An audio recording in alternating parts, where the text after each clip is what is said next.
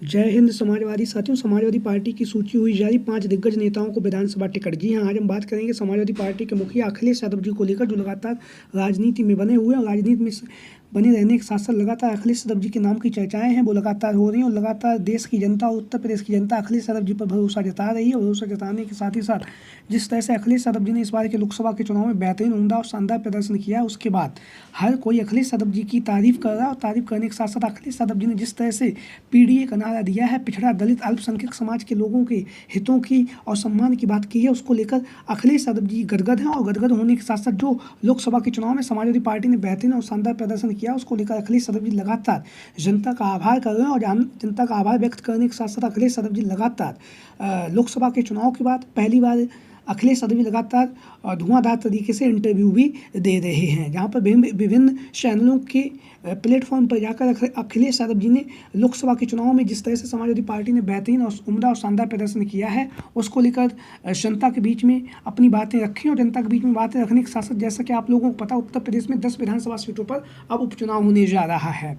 उन 10 विधानसभा सीटों में से 5 जो सीटें वो पूर्वांचल की और 5 जो सीटें हैं पश्चिमी उत्तर प्रदेश की हैं। तो आज हम अपनी इस वीडियो में बात करेंगे 5 पूर्वांचल की वो सीटें जो लगातार कहीं ना कहीं अब राजनीति की चर्चाओं में बनी हुई हैं, उनको लेकर आज हम बात करेंगे वहाँ से कौन कौन दावेदार हैं और किसको टिकट मिलने की संभावनाएं बन रही हैं। तो सबसे पहले हम बात करेंगे मिर्जापुर की मंझावा विधानसभा सीट से। मिर्जापुर की मंझावा विधानसभा सीट से जो चर्चाओं में नाम बने हुए हैं वो हैं रमेश चंद्र बिंद जी। रमेश चंद्र बिंद, जैसा कि आप लोगों को पता है, 2024 के लोकसभा के चुनाव में अंतिम समय पर सपा मुखिया अखिलेश यादव जी ने रमेश चंद्र बिंद को मिर्जापुर की लोकसभा सीट से समाजवादी पार्टी का प्रत्याशी घोषित किया। उसके बाद रमेश चंद्र बिंद ने वहाँ पर धुआंधार तरीके से प्रचार प्रसार किया और प्रचार प्रसार करने के साथ ही साथ उन्होंने जनता को बीच में पहुंचे और जनता के बीच में पहुंचकर उन्होंने जो जनता के जो मुद्दे हैं उन मुद्दों को रखा और मुद्दों को रखने के साथ साथ लगातार जनसंपर्क का कार्यक्रम उन्होंने रखा। हालांकि वह चुनाव नहीं जीत सके मिर्जापुर से, लेकिन उन्होंने जो मिर्जापुर की जो सांसद हैं जो बन चुके हैं अनुप्रिया पटेल जी, उन्हें काफ़ी टक्कर दी है। जहाँ पर वह लाखों वोटों से जीतती थी, वह इस बार महज 30,000 वोटों से मिर्जापुर की जो लोकसभा सीट थी वहाँ से जीत सकी हैं। अब मिर्जापुर की जो मंझवा की विधानसभा सीट है वहाँ पर उपचुनाव होने जा रहा है, क्योंकि यहाँ के जो निषाद पार्टी उसके जो विधायक थे वह अब सांसद बन चुके हैं। तो ऐसे में यहाँ पर विधानसभा उपचुनाव होने जा रहा है। समाजवादी पार्टी की तरफ से रमेश चंद्र बिंद का नाम लगातार चर्चाओं में बना हुआ है। वहीं पर यहाँ से एक दूसरा नाम भी लगातार चर्चाओं में बना हुआ है, वो है राजेंद्र एस बिंद। राजेंद्र एस बिंद, जैसा कि आप लोग इन तस्वीरों के माध्यम से देख रहे हैं, मिर्जापुर से अखिलेश यादव जी ने पहले इन्हें ही टिकट दिया था, लेकिन अंतिम समय में अखिलेश यादव जी ने अपनी रणनीति बदली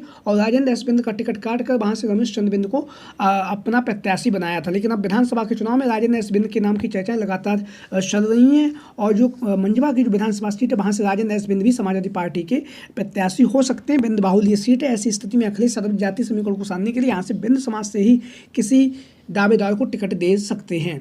वहीं पर हम बात करेंगे अब लालजी वर्मा की जो कटहरी की विधानसभा सीट है वो लगातार राजनीति में चर्चाओं में बनी हुई है। जैसा कि आप लोगों को पता, कटहरी की विधानसभा सीट से लालजी वर्मा जी अब सांसद बन चुके हैं अम्बेडकर नगर से, और लालजी वर्मा जी ने कटहरी की विधानसभा सीट से इस्तीफा दे दिया है।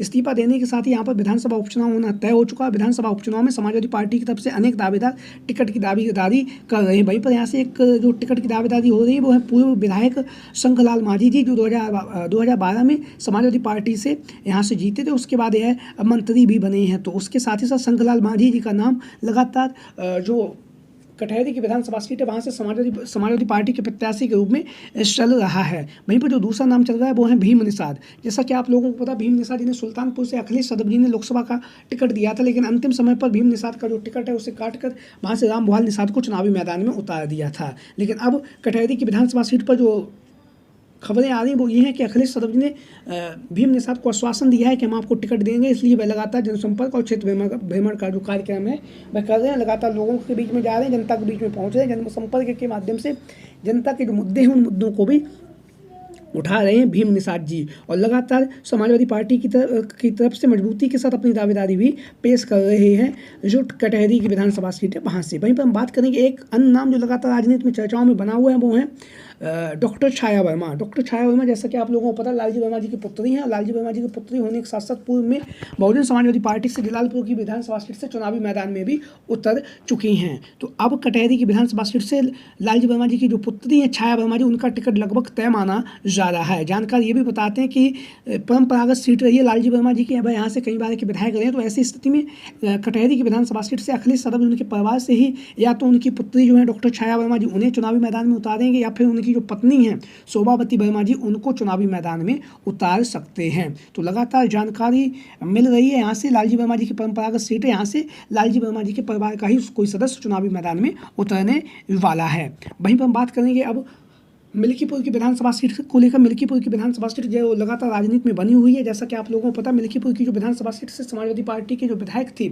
और अजीत प्रसाद जी के जो पिताजी थे अवधेश प्रसाद जी, वह अब अयोध्या के सांसद बन चुके हैं। और अयोध्या के सांसद बनने के साथ ही साथ कहीं ना कहीं पूरे देश भर में उनके नाम की चर्चाएं भी हो रही हैं। तो वहीं पर जो मिल्कीपुर की विधानसभा सीट है जो खाली हुई है, वहाँ से समाजवादी पार्टी के प्रत्याशी के तौर पर अजीत प्रसाद का नाम लगातार चर्चाओं में बना हुआ है। लगातार चर्चाओं में बने रहने के साथ साथ अजीत प्रसाद जी जो जनसंपर्क का कार्यक्रम है वो कर रहे हैं, लगातार लोगों के बीच में जा रहे हैं, जनता के जो मुद्दे हैं उन मुद्दों को सुन रहे हैं, जनता की समस्याओं को सुन रहे हैं। और जनता की समस्याओं को सुनने के साथ ही साथ जो मिल्कीपुर की विधानसभा सीट है वहाँ से दावा ये किया जा रहा है कि यहाँ से अजीत प्रसाद का जो टिकट है वो तय हो चुका है। अखिलेश यादव जी के द्वारा निर्देश दिए जा चुके हैं, इसलिए जो अजीत प्रसाद जी हैं वो लगातार समाजवादी पार्टी के लिए चुनाव प्रचार कर रहे हैं और लगातार विधानसभा उपचुनाव की तैयारियों में अभी से जुटे हुए हैं अजीत प्रसाद जी, जैसा कि आप लोग इन तस्वीरों के माध्यम से देख भी रहे हैं। अजीत प्रसाद जी जो अवधेश प्रसाद जी हैं उनके पुत्र हैं, पुत्र होने के साथ साथ लगातार मिल्कीपुर की विधानसभा सीट से संभावित समाजवादी पार्टी के प्रत्याशी भी हो सकते हैं। लगातार इनके नाम की चर्चाएं चल रही हैं।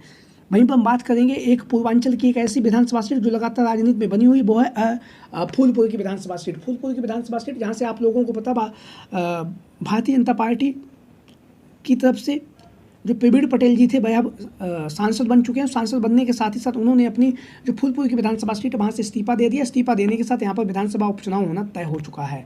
यहाँ से समाजवादी पार्टी की तरफ से अनेक दावेदार टिकट की दावेदारी कर रहे हैं। उनमें से पहला जो नाम है वो है दूधनाथ पटेल जी। दूधनाथ पटेल जैसा कि आप लोग इन तस्वीरों के माध्यम से देख रहे हैं, लगातार जनसंपर्क का कार्यक्रम कर रहे हैं, लगातार मजबूती के साथ अपनी टिकट की दावेदारी भी पेश कर रहे हैं, क्योंकि यह जो सीट है वह पटेल बाहुल ये सीट मानी जाती रही है। पटेल समाज के लोगों का यहाँ पर दबदबा भी रहा है। वहीं पर यहाँ से जो दूसरा नाम चल रहा है वो है मुस्तफ़ा सिद्दीकी। मुस्तफ़ा सिद्दीकी 2022 के विधानसभा चुनाव में यहाँ से चुनावी मैदान में उतर चुके हैं। हालांकि उनके नाम की भी चर्चाएं लगातार चल रही हैं। मुस्तफ़ा सिद्दीकी जी के फूलपुर की जो विधानसभा सीट है वहाँ पर। अब वहीं पर एक अन्य नाम भी लगातार चर्चाओं में बना हुआ है, वो है अमरनाथ मौर्य जी। अमरनाथ मौर्य जी जिन्होंने लोकसभा के चुनाव में भारतीय जनता पार्टी के और एनडीए गठबंधन के जो प्रत्याशी थे प्रवीण पटेल जी, उन्हें कांटे की टक्कर दी है। ऐसी स्थिति में अमरनाथ मौर्य का जो नाम है वो भी लगातार जो फूलपुर की विधानसभा सीट है वहाँ से समाजवादी पार्टी के प्रत्याशी के रूप में चल रहा है। वहीं पर हम बात करेंगे पश्चिमी उत्तर प्रदेश में जो गाजियाबाद की जो विधानसभा सीट है, यहाँ से गाजियाबाद की लोकसभा सीट से इंडिया गठबंधन और कांग्रेस के प्रत्याशी रह चुकी डॉली शर्मा जी का नाम लगातार गाजियाबाद की जो विधानसभा सीट है वहाँ से चल रहा है। जिस तरह से गाजियाबाद की लोकसभा सीट पर डॉली शर्मा ने मेहनत की है, मेहनत करने के साथ साथ जो भारतीय जनता पार्टी के जो प्रत्याशी थे अतुल गर्ग जी, उन्हें जिस तरह से कांटे की टक्कर दी है, उसको देखने के बाद जो गाजियाबाद की विधानसभा सीट है वहाँ से डॉली शर्मा जी इंडिया गठबंधन की संयुक्त प्रत्याशी हो सकते हैं। इस तरह की खबरें लगातार राजनीति में आ रही हैं। तो आप लोगों की क्या राय है इन संभावित दावेदारों को लेकर जो लगातार टिकट की दावेदारी कर रहे हैं और कहीं ना कहीं मजबूती के साथ समाजवादी पार्टी के लिए प्रचार प्रसार भी कर रहे हैं? आप लोगों की क्या राय है? सभी साथी कमेंट बॉक्स के माध्यम से अपनी राय जरूर दें। इसके साथ ही साथ जो भी साथी चैनल पर आज पहली बार आए हैं वो चैनल को सब्सक्राइब करें और वीडियो को लाइक करें। वीडियो को अंत तक देखने के लिए आप सभी का बहुत बहुत धन्यवाद एवं आभार। जय हिंद, जय भारत, जय समाजवाद, जय Akhilesh mission 2024। Thank you for watching this video. जय हिंद, जय भारत, जय समाजवाद, जय अखिलेश मिशन 2024। इसके साथ ही साथ आप लोग ये भी बताइए कि 10 विधानसभा सीटों पर जहां उपचुनाव होने जा रहा है उसमें से समाजवादी पार्टी और इंडिया गठबंधन कितनी सीटें जीतने जा रहा है।